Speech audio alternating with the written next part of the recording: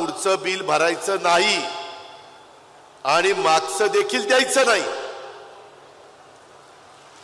मागचंही द्यायचं नाही। अर्थमंत्री म्हणून मी सांगतो।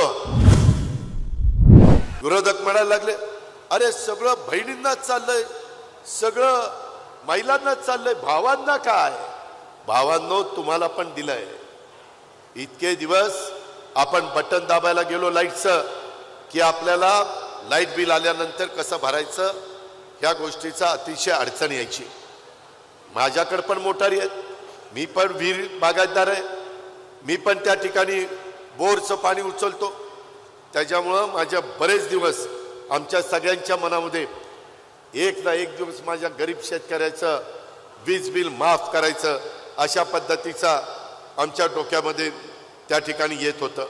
आणि हे येत असताना त्यामध्ये 3 हॉर्सपॉवर, 5 हॉर्सपॉवर, 7.5 हॉर्सपॉवर इथपर्यंत वीज बिल माफ करण्याचा निर्णय घेतला। किती माझ्या भावंडांना फायदा होतो माहिती आहे? 44 लाख शेतकऱ्यांना त्याचा फायदा होतो। 44 लाख शेतकरी। आता तुम्हाला पुढचं बिल भरायचं नाही आणि मागचं देखील द्यायचं नाही, मागचंही द्यायचं नाही। अर्थमंत्री म्हणून मी सांगतो, तुम्ही काळजी करू नका।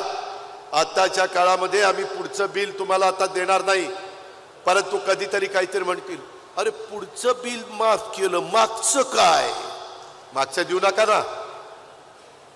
कोण वायरमन आला तर त्याला सांगा ते अजित पवार म्हणला देऊ नका, जा अजित पवारला माग सांगा त्याला। त्यामध्ये आपल्याला पण शेतीवाडी चांगली करा।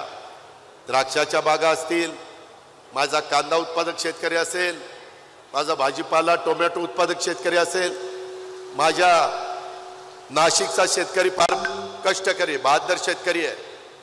यावेळेस आता कृषी खातं जाणीवपूर्वक शिवराजसिंह चव्हाण साहेबांना दिलं। आपल्या राज्याचं कृषी खातं धनंजय मुंडेला दिलं। त्यांना देखील शेतीतलं माहिती आहे, ते शेती करतात।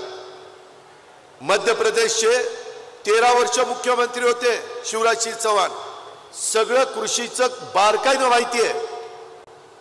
धनंजयनी त्यांनी मला वाटतं भाजप युवा मोर्चात एकत्र काम केलंय। मला धनंजय सांगत होते, मला मध्ये दिल्लीत शिवराजसिंह चव्हाण भेटले। मी म्हटलं साहेब आमच्या काही अडचणी आहेत। म्हटले काय? म्हटलं कांदा निर्यात बंदी करायची नाही, अजिबात करायची नाही, त्याचा कायम कांदा निर्यात चालू ठेवायची।